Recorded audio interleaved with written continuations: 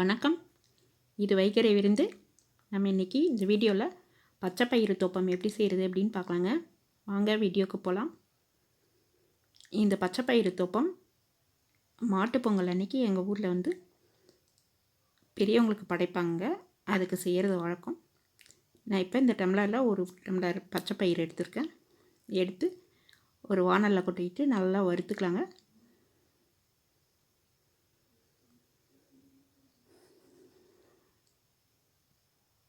நல்லா வாசனை வர வரலாம் செவக்க வறுத்துக்கலாம்.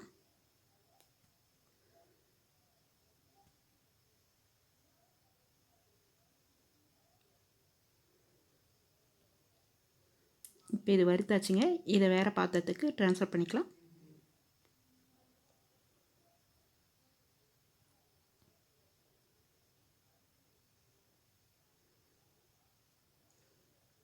அடுத்தது பச்சை பயிறு ஒரு டம்ளர் எடுத்தால் இட்லி அரிசி புழுங்கல் அரிசி அதை வந்து அரை டம்ளர் எடுத்துக்கலாங்க. எடுத்துக்கிட்டு அதையும் நல்லா செவக்க வறுத்துக்கணும்.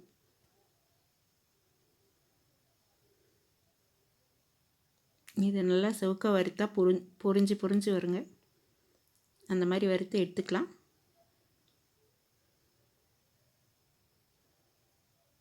பயிறு ஒரு டம்ளர்னால் அரிசி அரை டம்ளருங்க.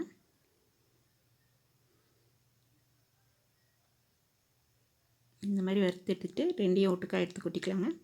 இதில் கொஞ்சமாக உப்பு போட்டு மிக்சியில் போட்டு அரைச்சிக்கலாம். நைஸாக அரைக்கணும். நீங்கள் நிறைய செய்கிறதா இருந்தால் மிஷினில் கொடுத்து அரைச்சிக்கோங்க.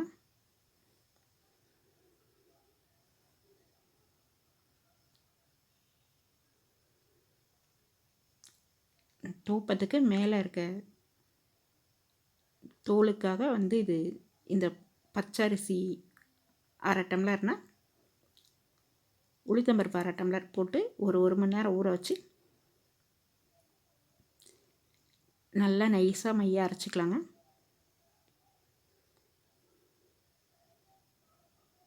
இப்போ நம்ம அரைச்சி வச்ச பச்சை பயிறு மாவு 2 டம்ளர், அரிசி உளுத்தம்பருப்பு அரைச்ச மாவு,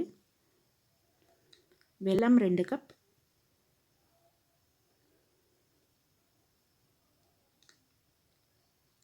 வேர்க்கடலை 1 டேபிள் ஸ்பூன், பொட்டுக்கடலை 1 டேபிள் ஸ்பூன்,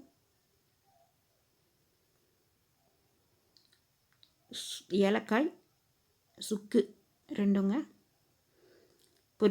பொரிப்பதற்கு எண்ணெய். இப்போ இந்த டம்ளரில் தாங்க எல்லாமே அளந்துருக்கேன். 2 டம்ளர் மாவுக்கு 2 டம்ளர் வெல்லம் எடுத்துக்கலாங்க. கரெக்ட் அளவாக இருக்கும்.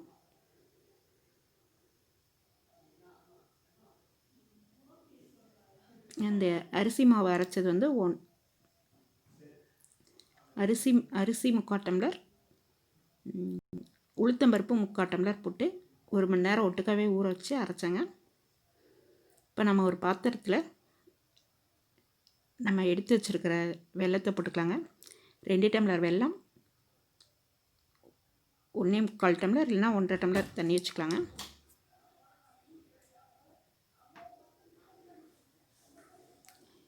இது பாகெல்லாம் வர வேண்டியது இல்லைங்க. பாகு பதம்லாம் எதுவும் தேவையில்லை. இது நல்லா கரைஞ்சதுக்கப்புறம் நம்ம எடுத்து வடிகட்டிக்கலாங்க. கல் மண் இருக்கும் வெல்லத்தில், அதனால்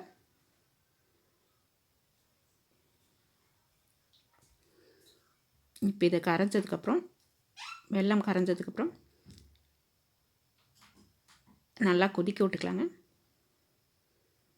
கொதிக்க விட்டுட்டு சுக்கு தூள் ஏலக்காய் தூள் எல்லாம் போட்டுக்கலாம்.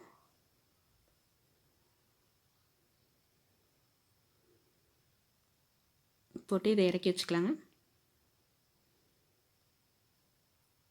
இப்போ அடுப்பில் வானல் வச்சு எண்ணெய் ஊற்றிக்கலாம். தோப்பம் பொரிக்கிறதுக்காக எண்ணெய் காயிட்டுங்க. அதுக்குள்ளே நம்ம இந்த மாவை பிசைஞ்சிடலாம்.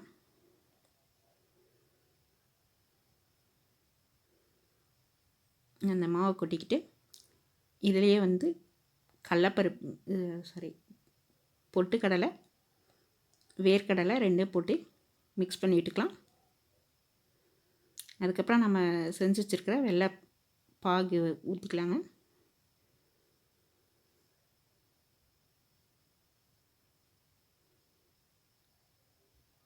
இது வந்து ஓரளவுக்கு நல்லா கொலக்கொலனே பிசைஞ்சிக்கலாங்க. இது ஒரு அரை மணி நேரம் ஊறுச்சுனாக்க இழுத்துக்கிட்டு ஓரளவுக்கு கெட்டியாகுங்க. இந்த அளவுக்கு நம்ம ஊற்றி வச்சுக்கலாம்.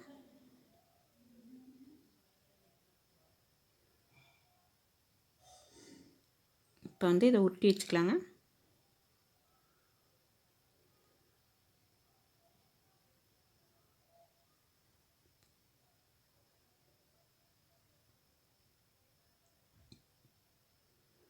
எல்லா உருண்டைகளும் ஊற்றி வச்சுக்கலாம்.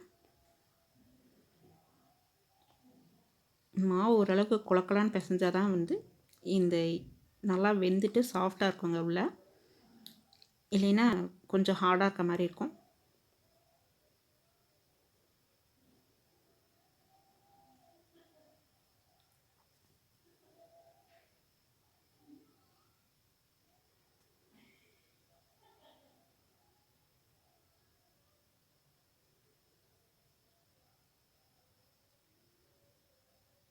இப்போ நம்ம அரைச்சி வச்சுருக்கிற அரிசி உளுத்தம் பருப்பு மாவு இருக்கு இல்லைங்களா, அதில் வந்து கொஞ்சமாக உப்பு போட்டுக்கலாம்.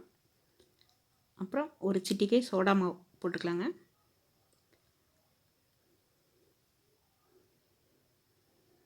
போட்டுக்கிட்டு இதை வந்து தோசை மாவு பதத்துக்கு கரைச்சிக்கலாம்.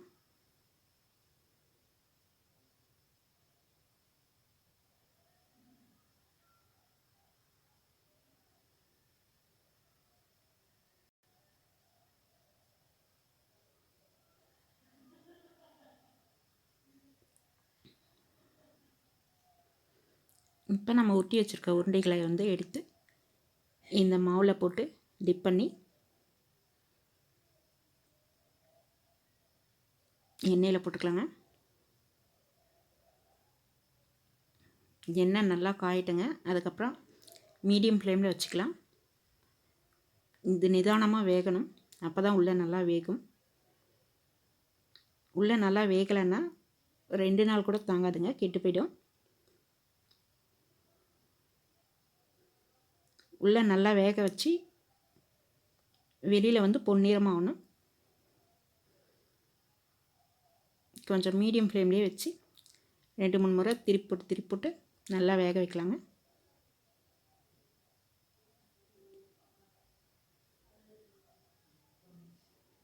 வேக வச்சு எடுத்துக்கலாம்.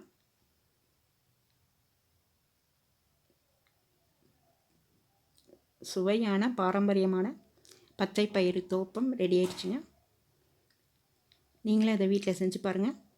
உங்களுக்கு இந்த வீடியோ பிடிச்சிருந்தா வைகரை விருந்து சேனலுக்கு லைக் பண்ணுங்கள், ஷேர் பண்ணுங்கள், கமெண்ட் பண்ணுங்கள், சப்ஸ்கிரைப் பண்ணி பெல் பட்டனை அழுத்துங்க.